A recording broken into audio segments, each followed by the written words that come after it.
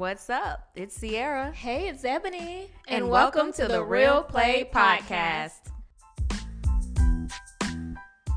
Hey guys, welcome back to the Real Play Podcast. It's Ebony. And this is Sierra. And so we have two very special guests today. We have Courteney and Don. Guys, I almost said Barnes because I'm so used to Courtney's last name or maiden name. So these two special guests, they're going to talk about marriage with us today. I've been knowing Courteney for 14 years, and I'm off. I'm 14, 18, 15. Okay, a long time. A long time.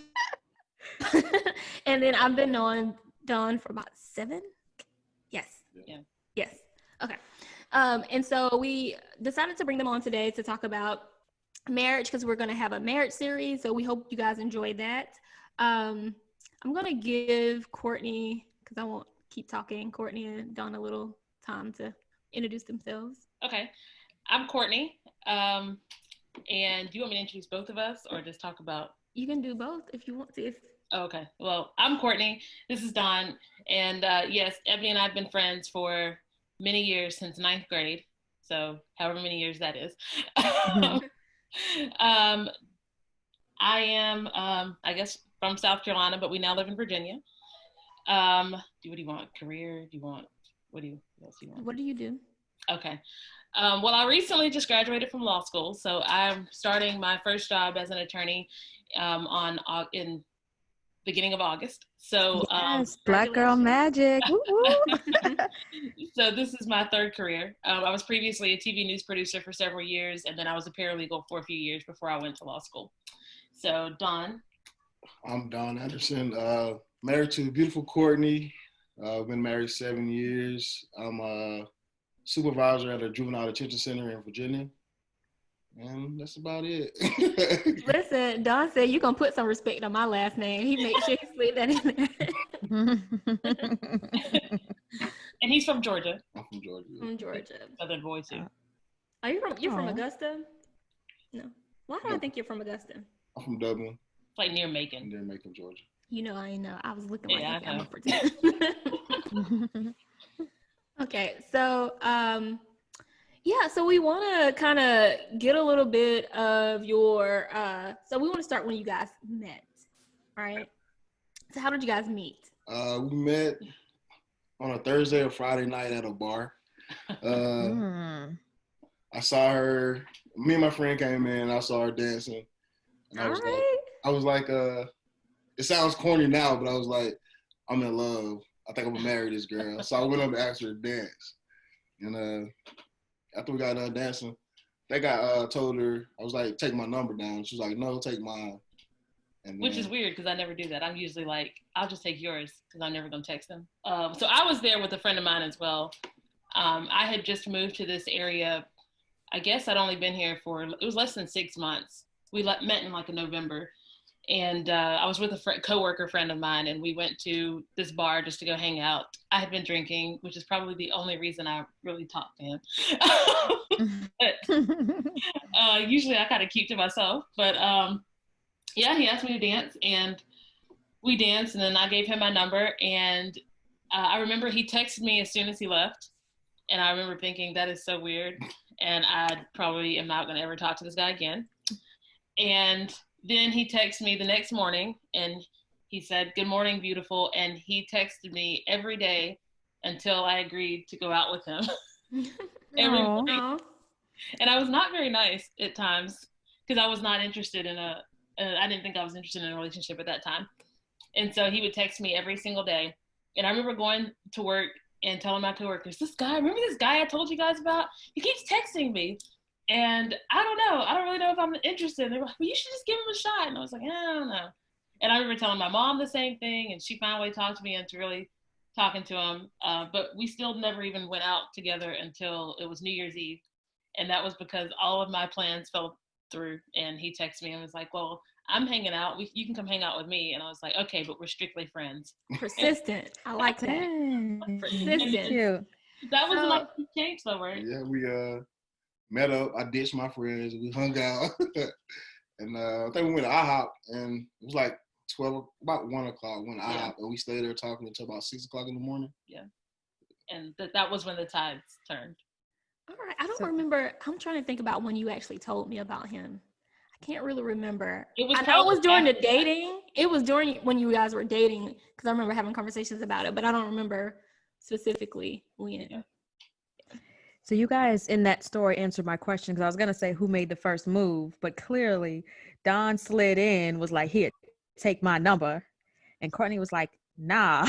But that's cute. I mean, I like that he was persistent and texting you every day and until you were ready to meet up with him in person and to have a 5-hour date or 6 hour, however long, whenever you guys got to IHOP. And IHOP is my spot. I love it.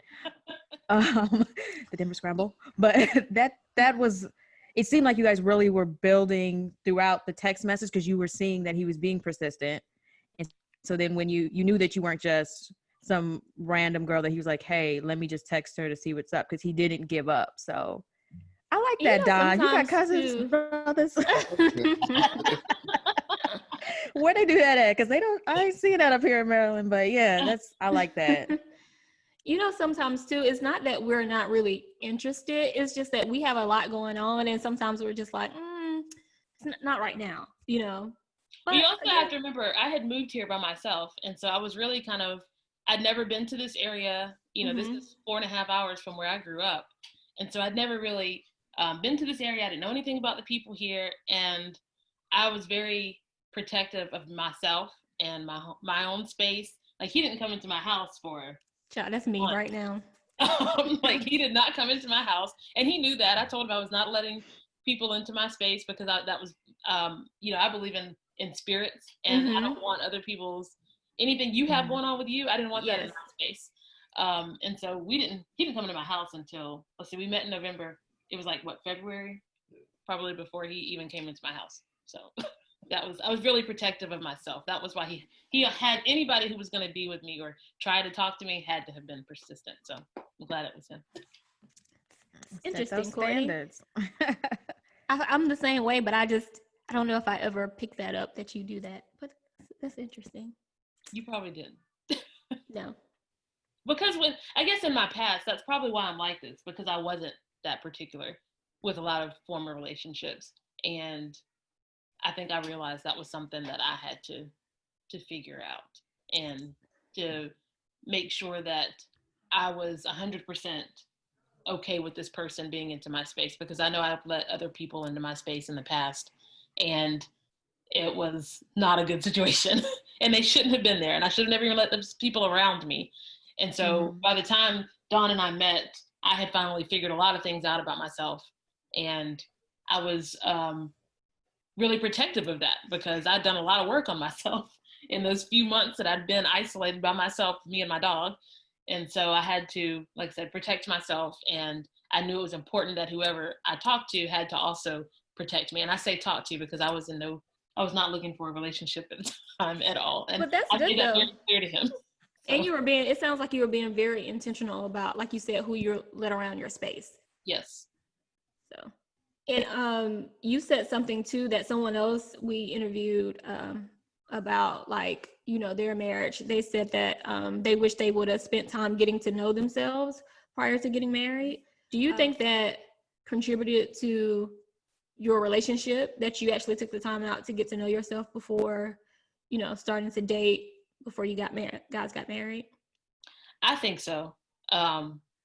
Because when I look at myself from we met when we were 22, but when I look at myself from relationships from, graduating high school until graduating from college, that 18 to 22 time span, a lot of that was within the prism of the college experience. And so, everyone's just in for a good time, having a good time. You talk to anybody, you talk to everybody.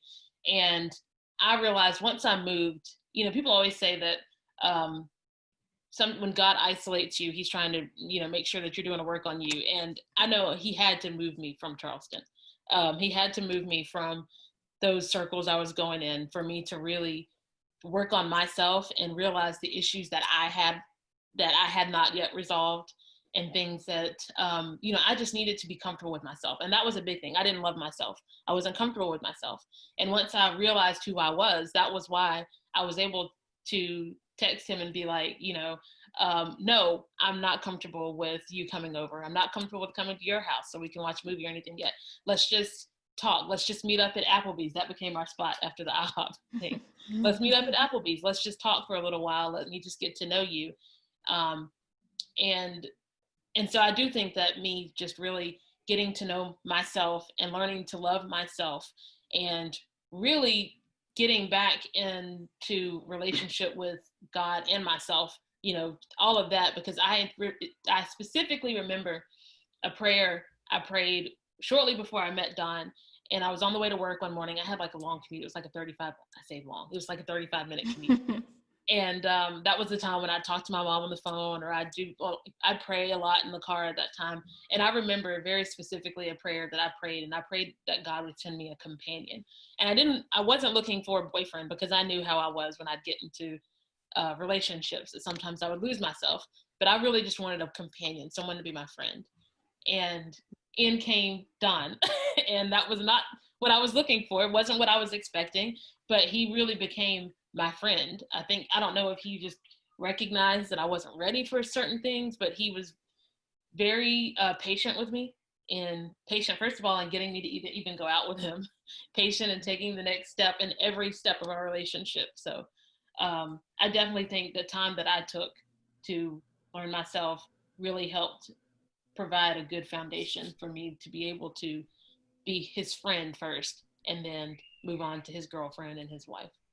And trust me, I'm still not done figuring myself out, as he knows. So I'm gonna chat with you offline about something that you said. I'm gonna put it in my notes, because I have a question. Like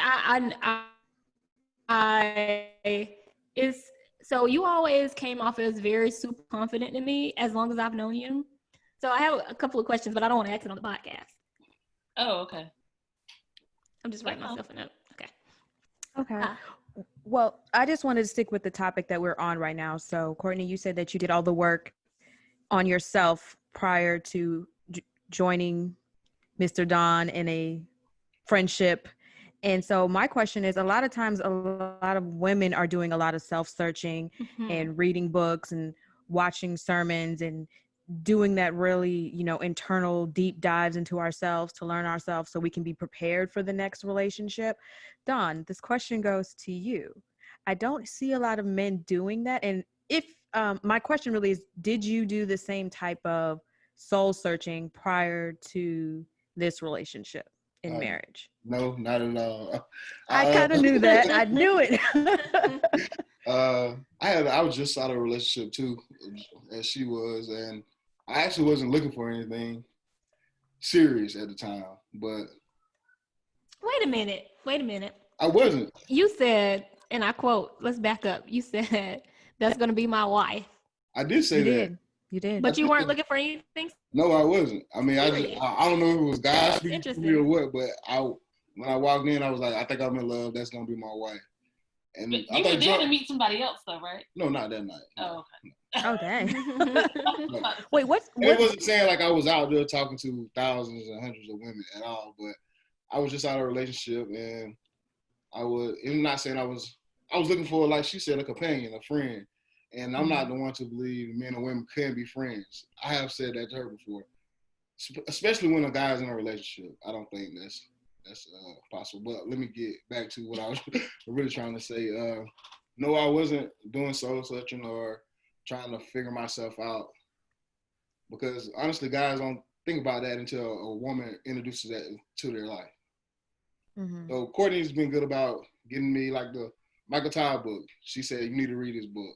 So I'm reading this book. I'm on page 66 right now. I just started. Okay. I just really finished. Book, but being in a relationship is about teaching each other things and growing from what you learn with each other. Like, I'm sure I've taught her things and she taught me things, but to be a good relationship, a good marriage, you have to be willing to work on those things. Okay. And not see them as a problem or just, they just want me to change just to change and be how they want me to be. But she's wanting me to be a better person.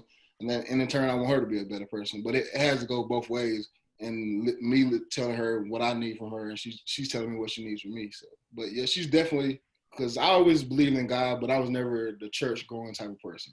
So me and Courtney went to church together, and we joined the church together since we've been married, and I've gotten saved since we've been married. Oh, you got baptized after we got married. I got baptized after we got married. So and I've always believed in God, but I always had the belief that I need to get myself together and then go to church. But that's not true. Like, you're supposed to come to God broken and he fixes you, which he's never going to fix you, because we're always going to have sin. We're always going to make mistakes. Nobody's perfect. By doing a lot of research on relationships and soul searching on themselves, but do guys do the same thing? And he actually took it upon himself to buy the Mike Todd book, and he was reading it. But I'm like, do any of your friends do any of that stuff, or is it just you? Yeah, the guy in the dating episode, right? The guy from the dating episode. Mm-hmm. Yes. So you can tell. So the question was posed to him, and then I was like, I really don't think guys do it. So it's like, it's up to the women. Here we are, we're preparing ourselves for the next level, but then the guys are a little bit not under us, but they're not at the same level as us because they haven't done that. So we're kind of working on them while we're working on ourselves if we decide to go into a relationship with them. So I do wish that we were all on the same level, but at the same time, it sounds like it's good if you're already open-minded to it. So when the woman comes and she's already got her stuff ready for this relationship, and personally she's ready, you're willing to be pulled up right with her, match her, and then continue to grow yourself. So you didn't push back when you're like, I don't want to read Mike Todd. You read it, like you're reading it. So that's good, but it's kind of a little disheartening for the singles to think about how we might do all this work and join book clubs and do all this stuff, but our possible mates out here in the world aren't doing the same type of soul searching. I think it's also important to think about the differences just between men and women, though, in that, because, women, we are known to be the nurturers, the preparers. We prepare our home. We prepare, we nurture our children. And men are more of like the fixers. Like, they act when things are broken, or when something needs to be, when it's right in front of them and they have to do it. Or you tell them something's broken. Right. Or we tell them something's broken. And I think maybe that is why, I guess, men don't see it that way. Because I think most men are pretty confident in that, they're a catch. They know she's lucky to be with me. I'm not saying that to just, talk down to men, but I think that we have to remember that there is a male ego. And I think we have to remember that too in coming into dating. Not saying that that's an excuse for men not to work on themselves. I'm not saying that at all. I do think that it's important. Like Don he was very open when I would say things like, I remember specifically a situation where we were sitting in my house, and I remember telling him that I needed him to be more emotionally vulnerable to me, because I am a talker, as you can tell. And I am very, when I feel comfortable with you, I'm going to talk, and I'm going to be vulnerable with you. And I need that reciprocated, and I need to know how you're feeling at each step of the way, because otherwise that kind of brings up some of my insecurities. And that if I'm not getting that feedback from you, then I'm going to start feeling insecure about myself. And Don has been very good from when I first brought that up to him. He's worked on that. And the man I have here today is totally different from the one that I was dating, 8 years ago, when I first told him, I need you to be more emotionally available to me. And so I think that's only possible, though, when you have someone who's willing to work. And I think that is one thing that I think men have to be ready for in getting in a relationship, is they have to be open to doing some work on themselves as well.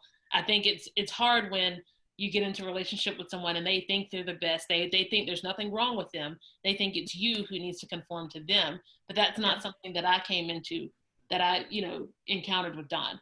And I don't know, you can piggyback off that if you want. I mean, vice versa too. You didn't, anything I said I had a problem with, not necessarily had a problem with, or maybe didn't understand, you listened and tried to do better about. Going back to the dating, the guy was saying about guys being emotionally vulnerable.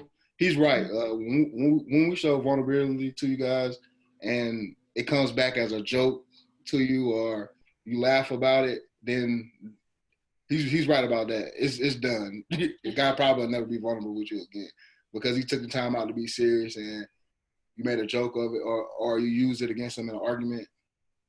It probably is not going to end well, and the relationship probably is going to be done most likely. And Courtney never done that.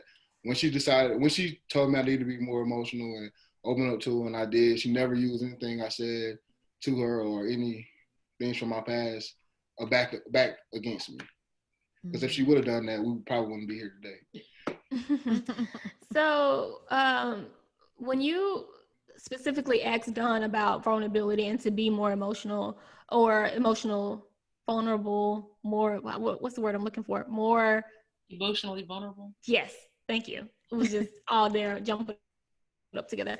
But what did that look like for you? And I'm asking this question specifically because me and Sierra, we've had this conversation before, and she said that, like, if she is expecting someone to be emotionally there for her or vulnerable and it doesn't look the way she might expect it to look, then she might not go and be vulnerable with that person again. So for you, what does, being vulnerable emotionally look like? For me, I just need to see some sort of emotion. Like, I need to know that things affect you. I need to know that you have some sort of feelings about things. If I do something, I want you to react to it in some way.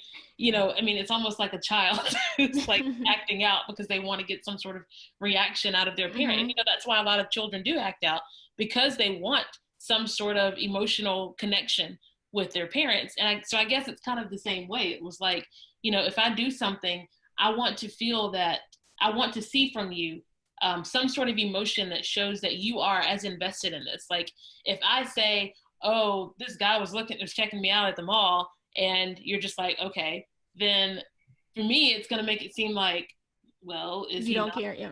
Right, or does he just not care? And I can't remember what the exact situation was that we were talking about. I think it was like an argument, and I was just like, whatever. Like, not giving any emotion whatsoever. Even though I was upset or maybe upset at the time, because I would never argue back with you.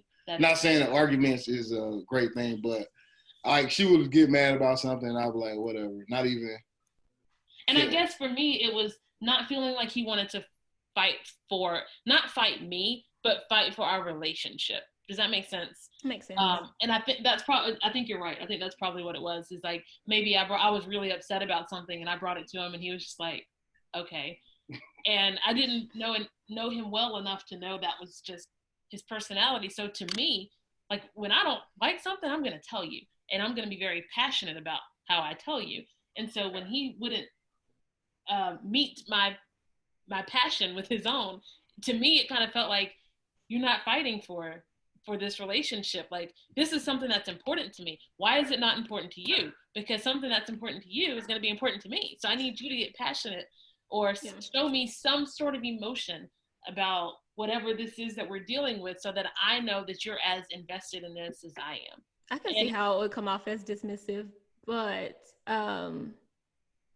you probably already know this too, but sometimes it's based on the way people grow up. It's not like he probably wasn't emotional about it or didn't have feelings towards it. It's just that, people tend to present their emotions differently. And that's what it was. That's, as we talked about it more, I think that started out a long conversation, which we still talk about, emotions and stuff together. And that started a long conversation. And as I got to know him more and was able to unpack his personality a little bit, I did realize we grew up very differently. Mm-hmm. And so I grew up to where I was very expressive. I was a very expressive child, expressive person, always have been. But I also grew up with very loving, touching. Yes, physical. Yes, my parents were very physical and very intentional in expressing their love to me. They would say all the time, I love you, every night. Get off the phone. I love you. I grew up with hugs and kisses in my family. He didn't grow up that way. And so for him, he didn't understand my need to hear these things or to see that he was, or to feel his emotions, because he didn't grow up with people expressing that to him. And so that was just something that we had to talk about. But then again, he was willing to work with me and willing to work on trying to help himself. But at the same time, I also had to be willing to be understanding and learn more about him to why he acts the way that he does. That's a good point. I won't go into, I was going to be like, dang, Courtney, how are we friends? You know, I'm like the least emotional person. But then I think you also, it depends on your friends. So you know which friends to go to when you want certain emotions reciprocated to you. Yeah. So, but that's probably why, like, there's certain things like she'd be like, oh, okay, Abs, I'm gonna tell you No, about this. we talk about everything really. So I don't know. Courtney's I the friend that I'm like, I can ask the most. I'm like, oh, I have a question about, I don't know, something wild. And I will text Courtney and be like, can you tell me this? She's like, Ebony, please stop. Oh, okay. Yeah. I mean, I know which friend to talk to about what and which friend you'll get what from. Not that any of them are better or worse than any others. You kind of know. I probably should ask this off the podcast, but would you have a problem coming to me about something emotional, Courtney? No, the thing though is that as far as my emotions, I'm very different in a relationship versus with my friends. Like with most of my friends would say that I'm not a very emotional person. I don't show many emotions to most of my friends. I'm just kind of matter of fact most of the time. And so I think it might surprise some people when they see me with Don, because I can be much more emotional, and Don sees the very fiery side of me and the very sappy side of me. So in a relationship, I am much more emotional there than I am with most of my friends or people outside of our relationship. So that may be why you feel that way. Totally get that. I guard my emotions very well, and so I only show them if I have to. And so it's I guess when you're in a marriage, it's hard to hide things.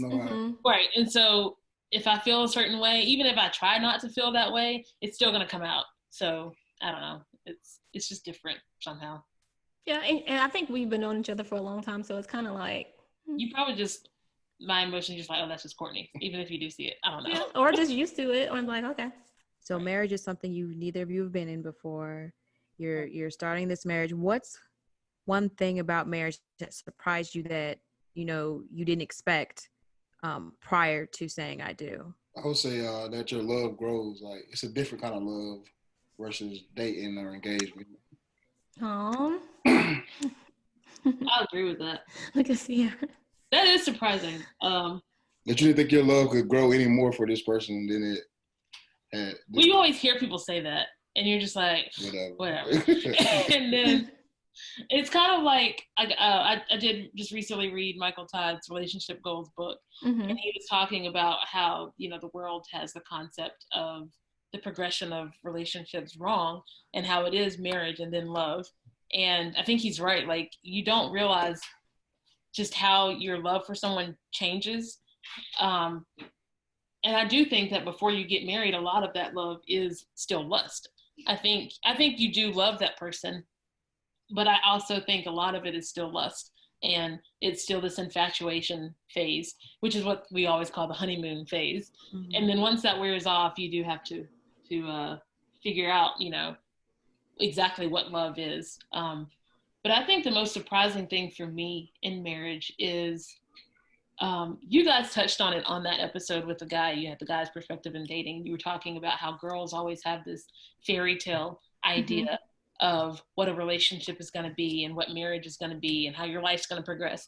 And I have the same thing. And Don and I have talked about that before, and how, when we got together, I thought the person I was going to marry, I was going to kiss them, and there would be butterflies and fireworks, and my leg was going to pop up. And, I just had all these stupid ideas based on, movies, fairy tales that we'd read, and all this stuff that's just not true, and it's not real.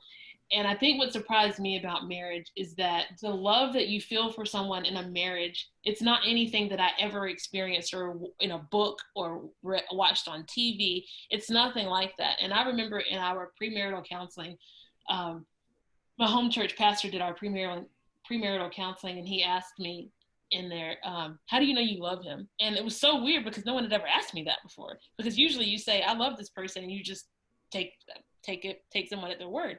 And he said, well, how do you know you love him? And I was like, oh,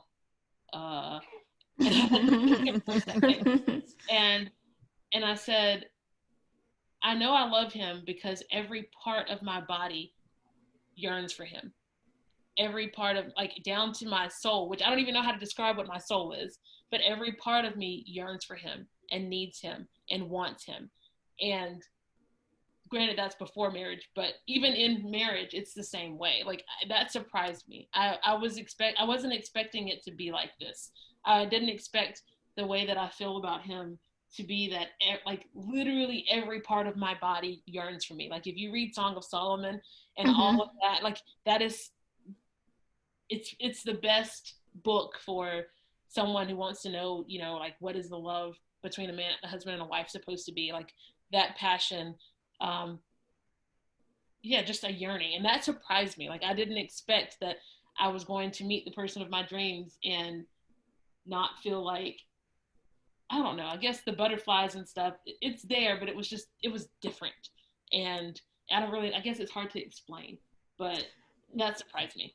Do you think you guys had to continuously, like, work and go through different situations to see, how your love kind of takes a different form in each situation, and it makes you kind of stick together more?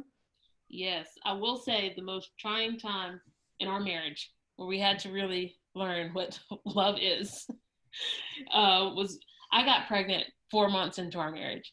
And so, just to put that in context, I always said I was never getting married and I was never having children. I didn't hear this. Well, I had decided I was never getting married. I was never having children. And my parents actually love to tease me about that now. But anyway, so we had decided, Don wanted children. And so we had talked about it. And I was like, okay, well, I guess we could have children, but we need to wait a little bit down the road. And so we had decided we were going to wait, 4 years? I think we said, before we had children. Well, 4 months after we got married, I found out I was pregnant. So our, I guess, newlywed phase was drastically cut short. Mm-hmm. And we quickly shifted into preparing for baby and becoming parents.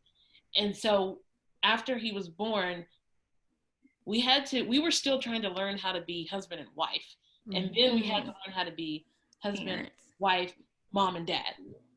And that was the hardest year of our marriage. Like, I can say probably like of my life. That was difficult. We had to have some really hard conversations. We had to really soul search to figure out how to make it work. I'll say, well, it was both of us, but it was mainly me because I was selfish. I had her all to myself for the past 2.5 years, and now it's a baby in it, and he's getting all her attention. I had to really pray about it and pray about it a whole lot, and just realize that this is my son, and he needs her just as much as I do, and I just have to. We had to sit down and talk, and we had to block out time for just us. Like, when he went to bed. And I had to step in and help out more too. And when she needed to take a nap, let her go take a nap, so that when he does go to sleep at nighttime, we can sit up together and talk and watch a movie or do whatever. So. And that was one of those times when I think we learned that love is an action. Like, I know people say that all the time.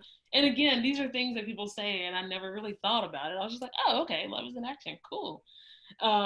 But I think at that point was when we really had to realize, like, if we are going to make it through this trial, we have to choose every day when I wake up that I am going to love you, even though you're making me angry, or even though I don't feel close to you right now, or even though all of my attention needs to be on this little human. We had to actively choose that, to love each other and to trust God that we were going to make it through this part. And so that was, I think, probably the first time we realized how love has to change. And we've realized how our love progresses. And once we kind of got out of that phase, and I can't really say exactly when that happened, but once we got out of that phase and we were able to look back on it, we were just like, wow, like, we grew so much in that amount of time. But at the time, we were also, it was so painful for us to grow. We also realized so many other parts of our lives were enriched in that. Like, our trust in each other grew immensely. You know, every part of our relationship flourished because we fought through that, and we actively chose to love each other through those really hard moments at times. What your mom warned us about it. Yes. We was like, whatever. It's My mom warned me. I think it was shortly before Eli was born, and my mom warned me and said, Courtney, things are going to be different. You know, after you have a child, men just, I'm trying to think of the exact way she phrased it, but she was just like, men just get super jealous or so jealous when you have a child because your attention has to go to that child. So you're going to have to find a way to make sure that you're nurturing your husband at the same time that you're also nurturing that child. And I remember thinking, come on, Mom, with the advice. Yeah, it was like, Don loves me. He's fine. He's going to be good with it. Yeah, no, it's not that easy. I'm glad you mentioned, Don, like the steps that you took to help Courtney out during that time, and to also maybe make her feel comfortable, but also get the attention that you needed during that time. Because I think that'll help some guys out that's listening who might not have been in that situation, maybe going through the situation. Yeah, I like how you guys said that you would set aside time. Like kind of like date nights, even if it's date nights in the house while the baby's asleep, you guys can stay up. So I know dating has to happen throughout marriage. You don't just date, get engaged, and then you just live your life. So like you have to date your husband and date your wife. So I love how you made that time. You had to learn that? We had to learn that you have to date each other. Well, not before he was, after he was born, yes, we had to learn that, because we used to go to the movies like 3 times a week together. Yeah. Before he was born. Yeah, before he was born. Oh. So y'all were already dating each other. You just had to dial it back and then reintroduce it again after he was born. I was just going to say, a few minutes back, you said, I think it was Courtney that said he wasn't exactly what you were looking for. I can't remember which one said it, but then that reminded me of the book where they're saying about the list. Do you have a list of who you wanted to marry? So Courtney, can you elaborate on that? And then Don, like, y'all are already married, so y'all are good, y'all are happy, but physically, emotionally, spiritually, like, let me answer. Did you guys see each other with each other? Like, were you the person you were looking for? I did not know. He didn't meet he wasn't part of your list? No. Let me not say, okay, not a part of my list. His attributes that I could not have known without getting to know him, yes, absolutely were things that I wanted. But I distinctly remember calling my mom and being like, Mom, I was like, this guy, I met him and he keeps texting me and he wants to go out and all this other stuff. It's like, he's such a nice guy, but I just don't know that he's my type. And I remember my mom being like, but Courtney, you literally just said he's such a nice guy. Like, why would you not explore that? Like, why? I don't understand the rest of this. And I'm just like, but, and she's like, Courtney, just give him a chance. And I was like, fine. And so, you know, and then the IHOP date happened, and then we kept talking. No, before that, let's rewind. First time, Applebee's. We had Applebee's before. No, yeah, we did. Okay. Maybe we did. No, I don't think so. I think okay, that was after. Okay, after Applebee's, and it was still, I want to be friends. But I still was able to see. Yes, but I'm saying though, it wasn't a date. So first Applebee's meetup, it wasn't a date. Actually, I was at Applebee's with some of my friends, and she was getting off work because she worked second shift. She got off at 11. So I was like, hey, come hang out. She was like, okay. So it wasn't a date, but I did leave my friends. We went to the booth and started talking. But then later on, she was like, oh, I can't believe you had on jeans and a thermal. And I was like, No. You had on sweatpants and a thermal shirt. But to my defense, I was a college student. I'm in college. I'm hanging out with my friends. I'm an athlete. We like, okay, let's go get some beers after practice. So we went and got some beers. And she came out. But even though it was 11 o'clock, it wasn't a date. We're just hanging out as friends. She had a problem with how I dressed. I will agree. Yes, I agreed. I was very superficial in what I wanted. Not saying I dressed like that all the time, but at that instant, it could have definitely looked bad if it was. Yes. Perceived to be a first date, but it wasn't. But yes, that Don was more rough around the edges than I expected I was going to end up with. Don is very much a country boy. He is very much middle Georgia country boy.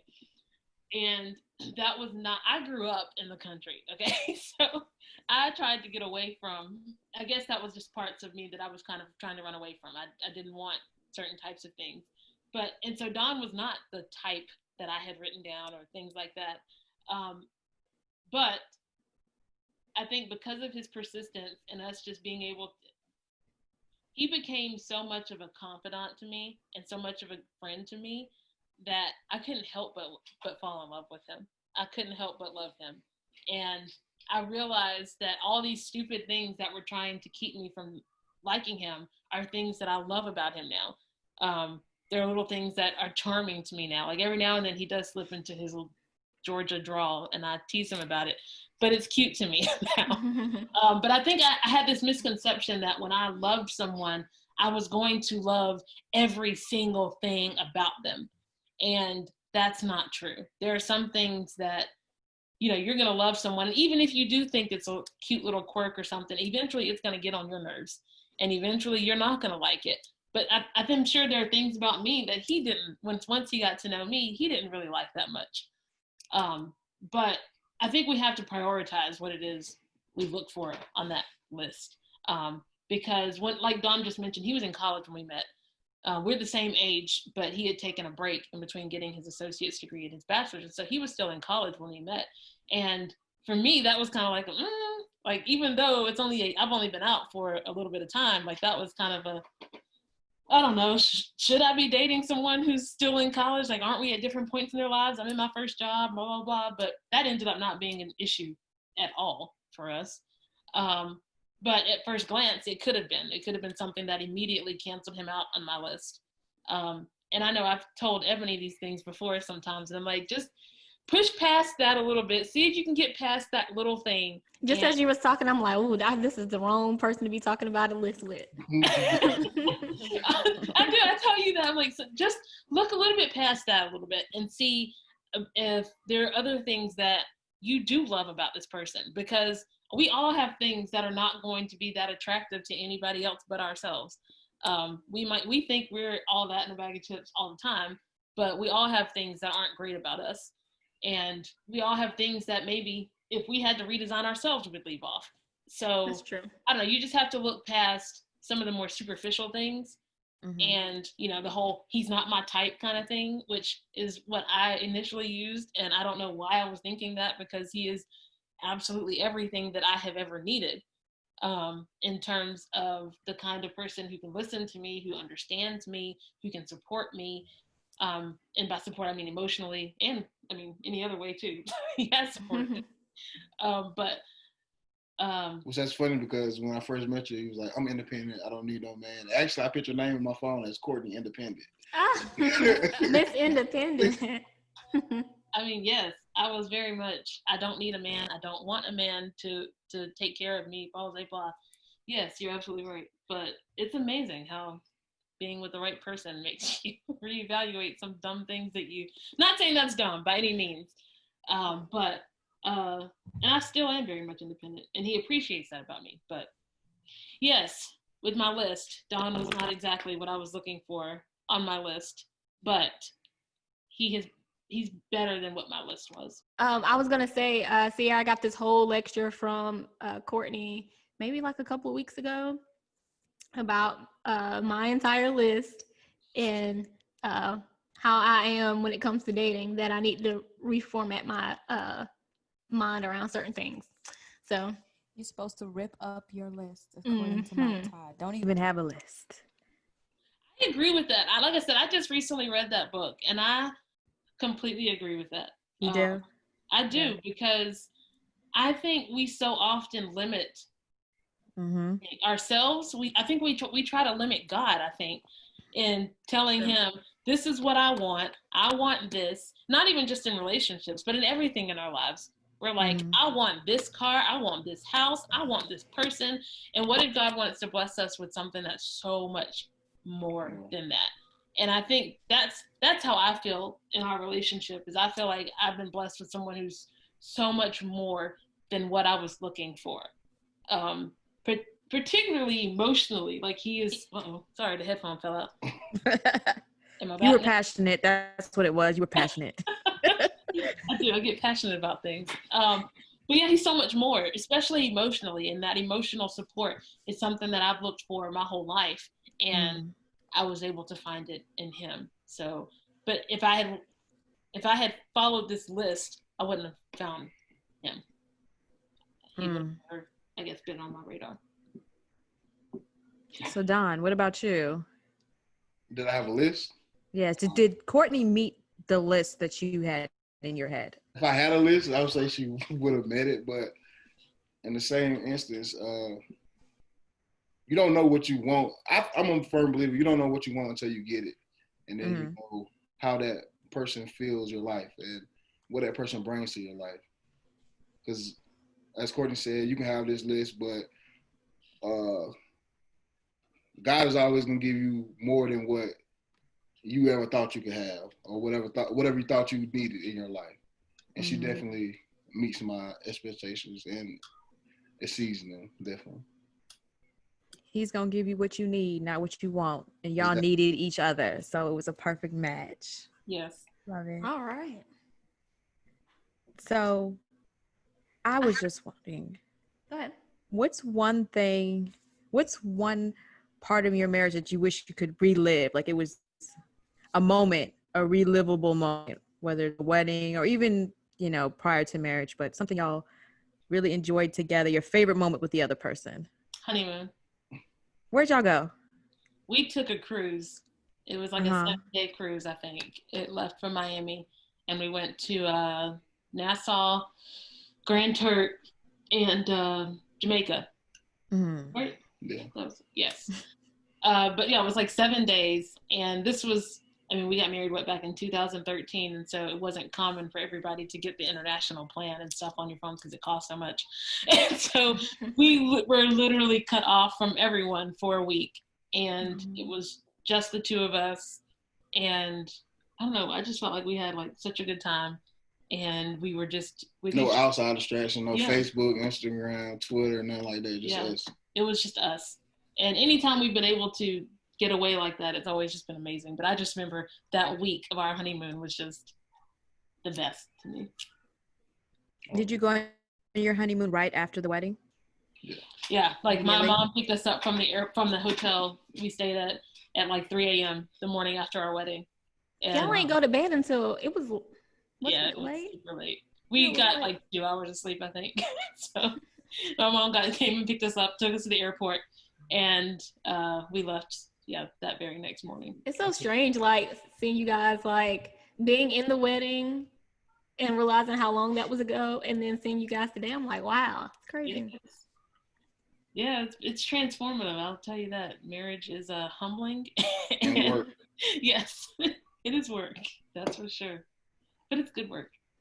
Time flies too. Goodness. It does. So another question we have for you guys is, what's a tip or tips, if you have them, you would give to singles that are seriously dating or just singles in general? I think couples should, I don't know, it depends on where you're at in your relationship, but we had different apartments, but we also spent a night together, so we knew kind of our living habits. Granted, someone can hide their living habits. So, that's for some people, when they get married and they married for the first time and they're living with this person and they got makeup all over the counters and the bathroom isn't as quick as you might want it to be. Like that might be hard for somebody, and that's a source of arguments, or they might hide it, and when a big argument come out, bring that up. Like, well, I didn't know you had a problem with that. It's just, I'm not gonna say live with the person before you get married, definitely not. But know what you're getting yourself into when you get married, as best as you can. Let me see. For singles or people in a relationship? You can both. You can give more than one piece of advice. Okay, I guess for singles, I would say keep an open mind in dating, but at the same time, I think it's important to let the other, whoever it is that you're considering dating, or if you're in a relationship, be honest with that other person and what you want. and what your expectations are if you are looking to get married. Because that day and that night in IHOP, I think somehow I ended up telling him, like, I think he asked me specifically, what do you want? And I remember being like, oh, well, I want this, and I want this, and I want this. And then as our relationship progressed, he was just checking boxes off, like checking things off of my list, the things that I said that I wanted. And I think it's important. I think you need that openness and the willingness to be honest with each other about things. Because I think another thing, I keep going back to Michael Todd's book, just mostly because I just recently read it, but I think it was so many good things in there. Intentional dating. Like, I think that's so important. Be intentional about, who you're dating. And then even if you're in a relationship and you're contemplating marriage, I think it's important to have those conversations about what your expectations are for marriage. Because I remember when we were dating, and I remember telling him, like, don't surprise me with a proposal. Like, I never understand these situations when people propose and they're just like, oh my gosh, I didn't even think, I had no idea he was planning this. Like, to me, like, really? Like, why are y'all getting married then if y'all have never even talked about it? Like, I'm not saying tell her exactly when you're going to do it. That's not what I mean by don't surprise me with a proposal. But I told him, I was like, if you're thinking about getting married, or you're thinking about marriage, let's talk about it. Because I want to make sure your idea of a marriage is the same idea that I have for a marriage. And so we talked about getting married for a long time before he proposed. I mean, I think we pretty much figured out very quickly that we wanted to be together and we wanted to marry each other. And so we had talked about it a lot, to the point to where we were looking at rings together because he knew how picky I was. And if I didn't like the ring, then it was going to be a whole ordeal. But anyway, I digress. I did. I picked out my own ring. But anyway, but I say all that to say that I think if you're in a relationship, and if you're single, be intentional in being open about what you want. If you want a man who's going to be okay with you staying home every day, then don't go into the relationship with a job making him think that you're going to keep your job, or that you don't want to be a stay-at-home mom, or whatever. Like, that may not be what it is, but make sure that you're open about exactly what you're expecting, if you know what it is, as much as you can know. Be open about what it is you want. Be open about the kind of person you are, which I think is kind of what you were saying too. Like, don't go into this. You're never going to know exactly what it's like living with someone 24/7, but at least be open with someone. Like, I'm not going to tell somebody that I am that your house is going to look like a Stepford wife has been cleaning in it all day, because I know I hate to clean. And so I'm going to clean when it has to be cleaned, but you're not going to have a spotless house all the time. And I think that's unrealistic if you are in a relationship and you're leading this person to think this.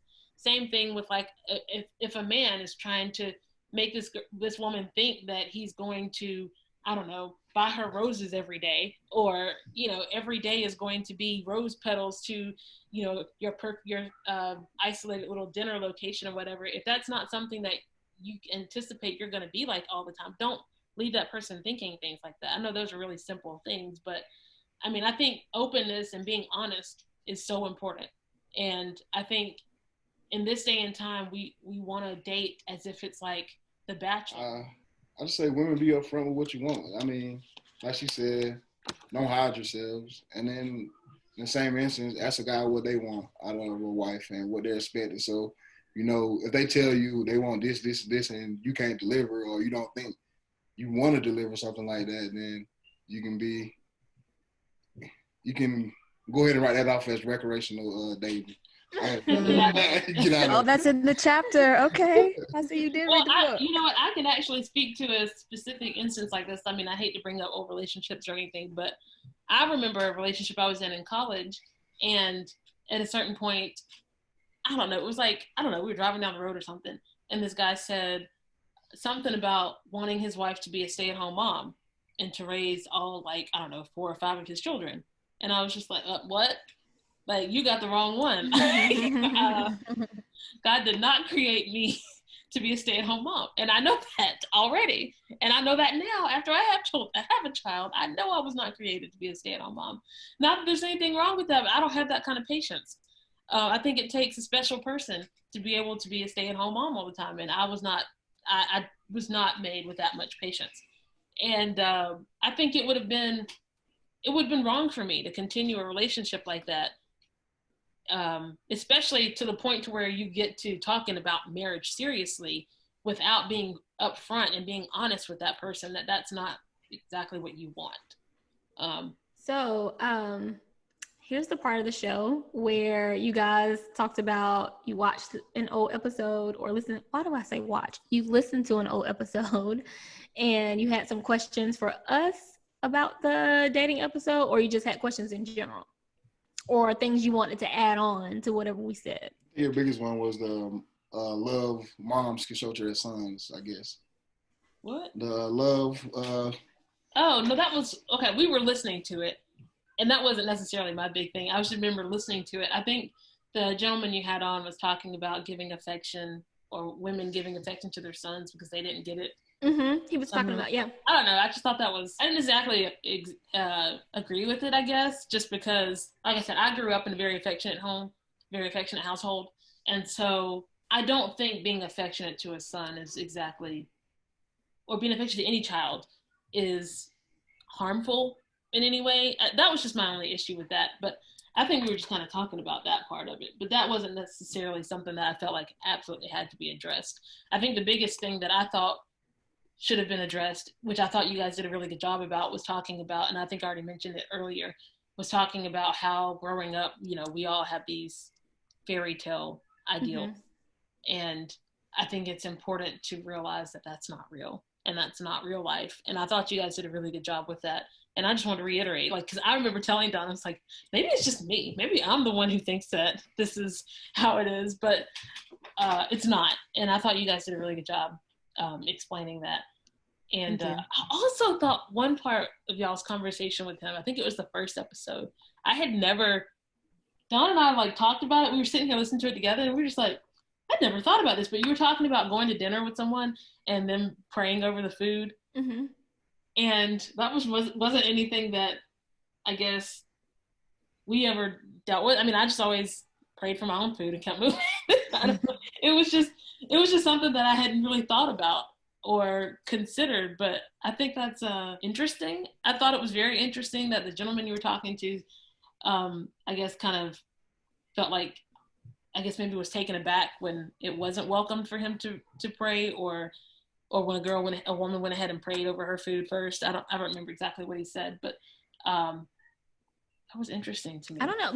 Most guys that I've went on a date with, not everyone, but a significant amount of them, they've prayed. And that's something I look for, you know, because I guess my dad does it too. So, you know, I think that's why I look for it. Well, I think with us, I think Don already mentioned it one time, but our spiritual walks were very different when we met. And, you know, I always remember growing up with people. I grew up in the church and, you know, going to church every Sunday. And I remember everyone's always talking about being unequally yoked. And I just remember, you know, always thinking, oh man, well, I can't date someone who's not at the exact same point in their spiritual life as I am. And then I met Don, and like I said, I knew that he had this belief in God. His family does go to church. He just didn't grow up going to church every day. And so he'd been surrounded by, in some way, hearing about the gospel.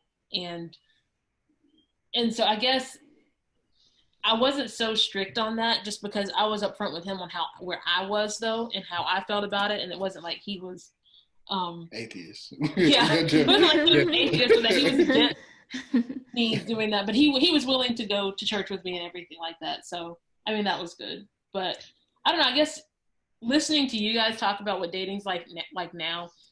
Excuse me. I hate. I mean, it's not like we dated 20 years ago, but even in the 10 years that since we met, I think things are so different. It is so different. I think listening to y'all's conversation was such an eye-opener to me in how different it was. And I think it's also different because we were at different points in our lives 10 years ago than we are, and that you guys are now. You know, I was 22 10 years ago. And so I was fresh out of college. He was still in college.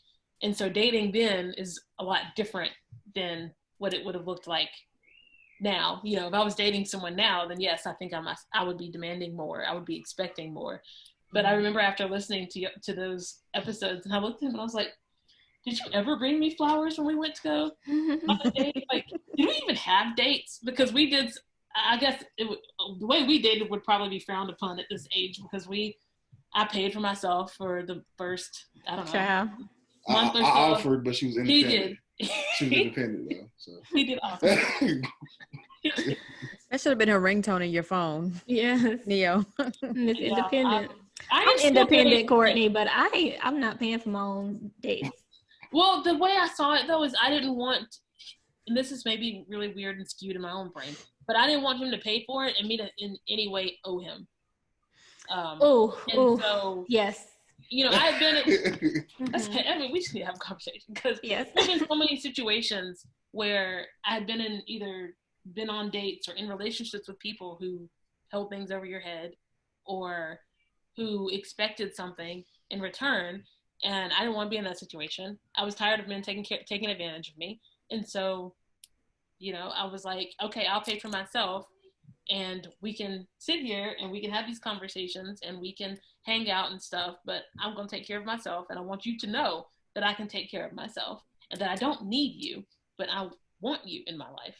So, I don't know. All right. Like it. You got anything else to add? Well, that was good too, because it wasn't really off-putting to him. Because for some men, it could be really off-putting, like, oh, well, I can't do anything for you because you don't even allow me to.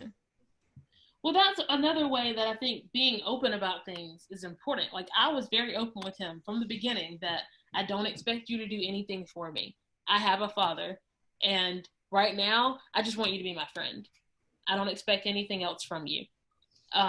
But at the same time, that was one way that he had to kind of, I guess, not really break me down, but kind of show me the man that he was by, in other ways, finding ways to take the lead and finding ways to exert his manliness or his masculinity. Because I think for many men, I can be kind of emasculating. And but at the same time, like I said, I'm very upfront about it. I'm very upfront about who I am. And it's funny because when my mom first met him, she told me this well after this, but she told me after we left, she looked at my sisters and she said, who is this man Courtney has? And she is going to run all over him, because he was so quiet and he was very reserved. But then when she got to know him, she was like, oh no, Don can handle his own. He can dish it as well as she can. And it works for us. Like the way that I can let him lead in different ways than maybe some other people might think that a man has to traditionally lead. But trust, he is the head of our household. I may be independent, but I'm still submitting to him, which was something else I had to learn. But anyway, that's another conversation for another time. But yeah, I don't know how we got on that. I have a quick question. I know everyone's timeline is different, but what was your timeline from meeting each other to actually getting married? We dated for a year, engaged for a year, and then married. Well, that was so broad stroke. I mean, that's what it was. Been straight to it, right? You asked me a question, this the answer. That is how he No is. fluff. That is exactly how he is. Well, we met in November.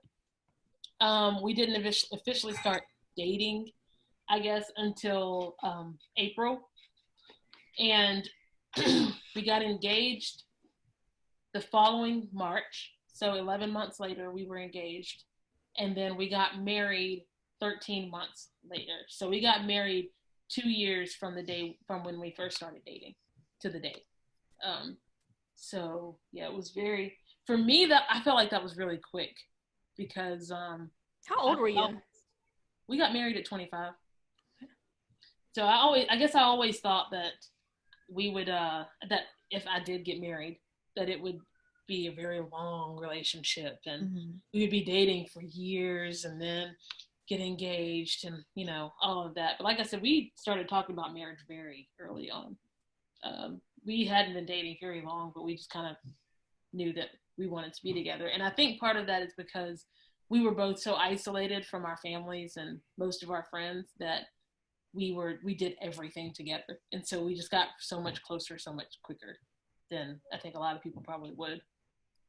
But our our timeline, we didn't have a timeline either. I guess I should say that. Like, I never had this kind of idea because, like I said, I had decided I wasn't getting married just because I didn't want to deal with men anymore.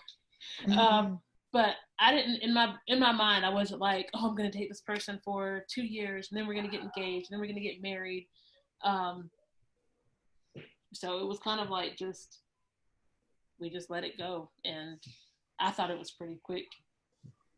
It felt like our relationship was like a whirlwind because it did go very fast. Yeah, still going fast. Yes. And like everything in our relationship has gone fast.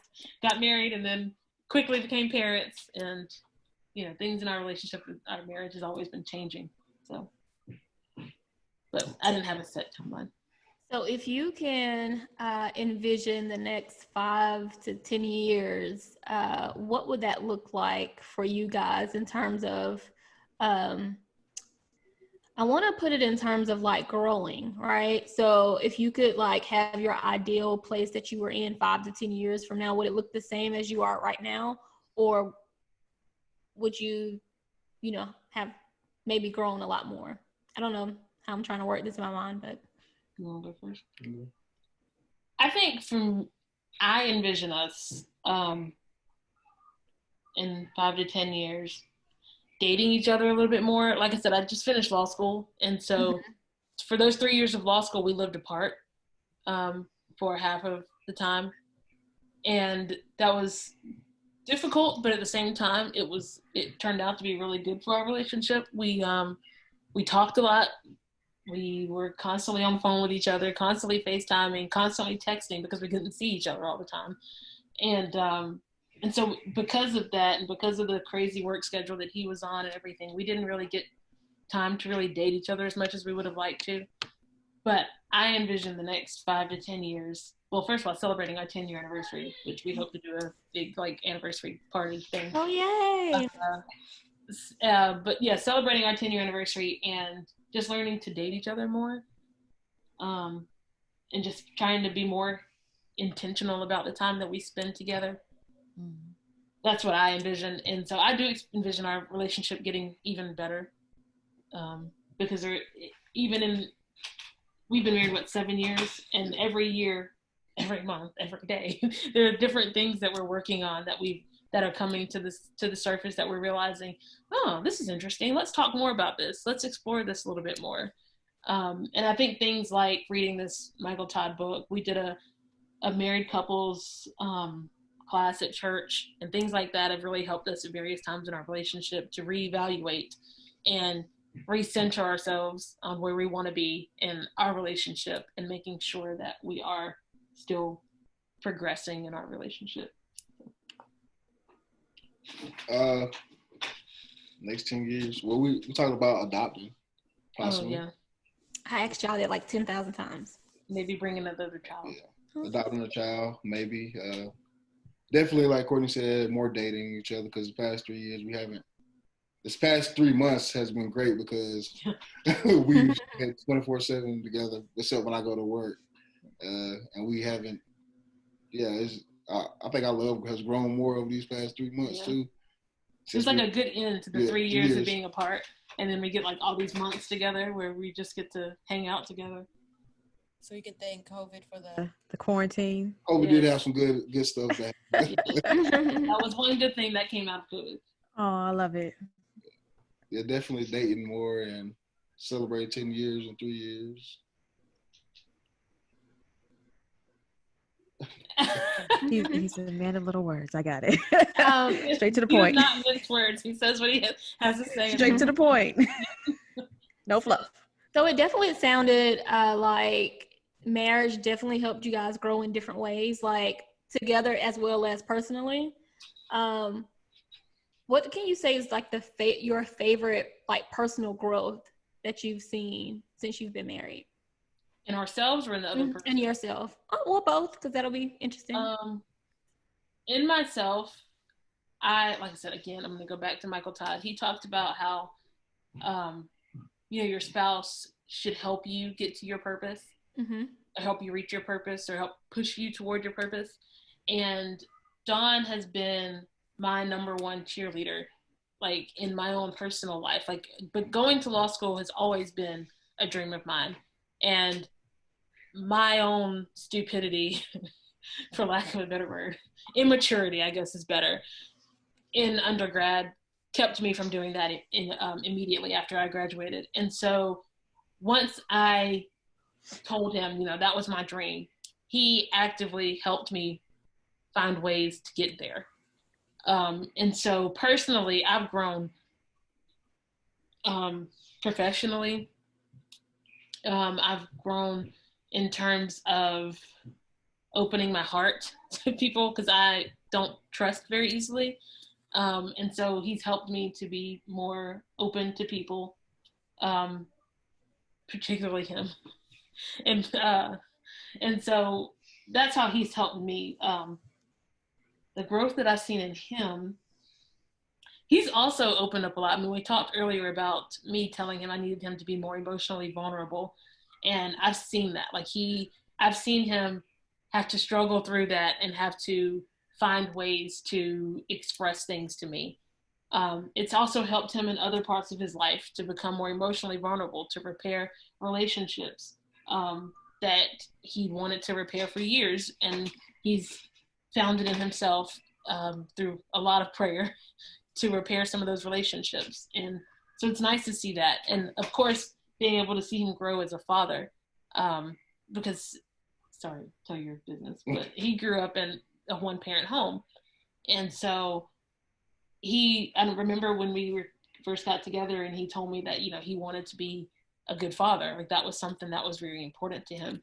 And so seeing him grow as a father and being able to be vulnerable emotionally, even with our child, to me is like a great joy to be able to witness. So, all you, babe.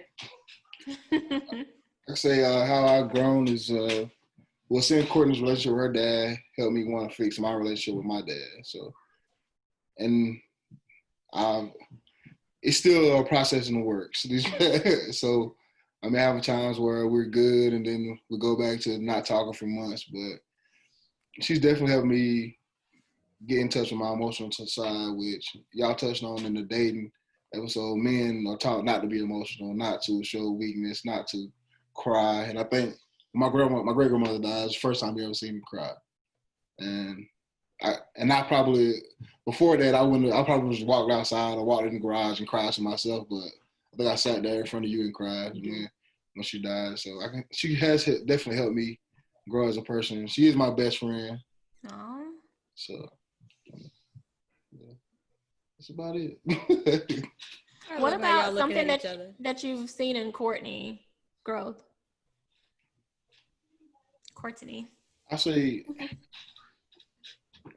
definitely. She's not as independent as she used to be. I mean, she definitely lets me take the lead and trust me, which I understand why I had to earn that trust for her to give up her independence and be willing to give her independence and knowing that I won't fail her or disappoint her, which in marriage, there is going to be failures, there is going to be disappointments, but you have to own up to those and try not to hide them and come to each other because we're human. We're going to make mistakes. Nobody's perfect. So. Wow, I feel like this is a great episode. You guys, thank you for being open, honest, vulnerable, whether you want to realize that or not for this episode, and coming on the podcast, this being your first time. So this is awesome. Thank you for asking us. It's been good because when you first said something, I was like, I was like, you can say no. But then it made us talk about things too, and so it's been good for us to talk about. Like, it's kind of like a good time to reevaluate. 7 years. 7 is the number of completion, in the Bible, and so I've been putting like so much emphasis on this year when we first turned 7 years, but then you also have the whole 7-year itch that people say. Mm-hmm. And so I've been like one eye like celebrating and the other one's like, okay, what's gonna pop out? What's gonna be the bad thing this year or whatever, but which is weird because I'm not usually superstitious, but asking us to do this was good because it, like I said, made us talk about things, and it was a good way to look back on our relationship and be like, man, like, we've come a long way. And y'all do have a new fan. I've been listening to all of them. Oh, thank you.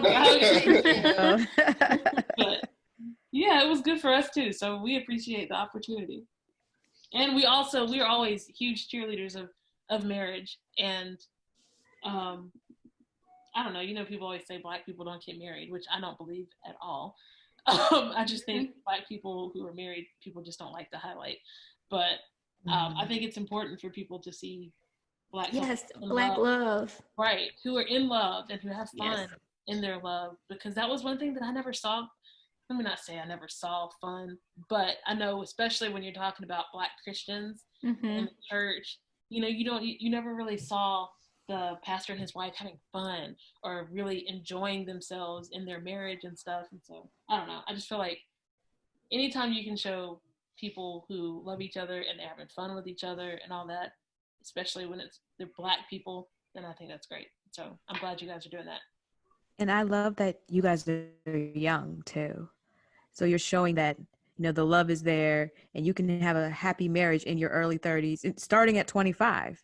You don't have to feel like your life ended at 25 because you got married, because that's what some people think. Like, oh, I want to be single till I'm 40 because I want to live my life. But y'all are living a great life together, starting at a young age. So that's very inspiring. But there is hope. And I tell Ebony all the time, like, I always tease her and say I'm trying to marry her off. But I do love that how confident she is in her singleness, though. Like, Ebony knows her worth, and that's good. And I think that's important to know your worth in your singleness and know what you deserve. So hopefully, I hope that everybody who wants a good marriage gets it, because it is truly a blessing. Yeah, I mean, that's the ultimate goal, to be married, to be happy. Got to get there. All right. So again, thank you guys for coming on this episode. How can people reach you? I don't know if you want to give out your Instagram or not.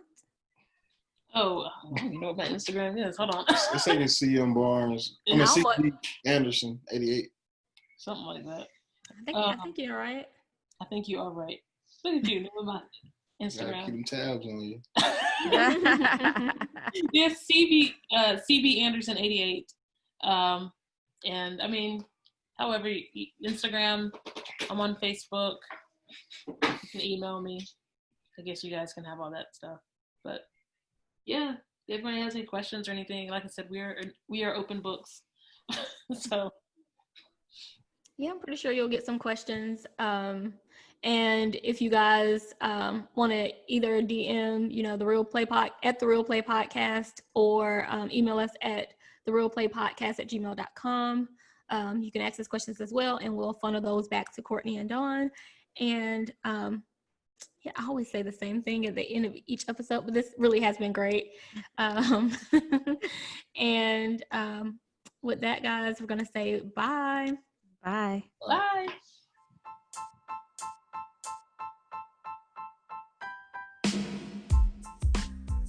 Thank you for listening. Don't forget to subscribe and follow us on all social media platforms at The Real Play Podcast. We would love to hear from you, so leave us a comment, DM, or voice note. And don't forget to come hang out with us on our next episode.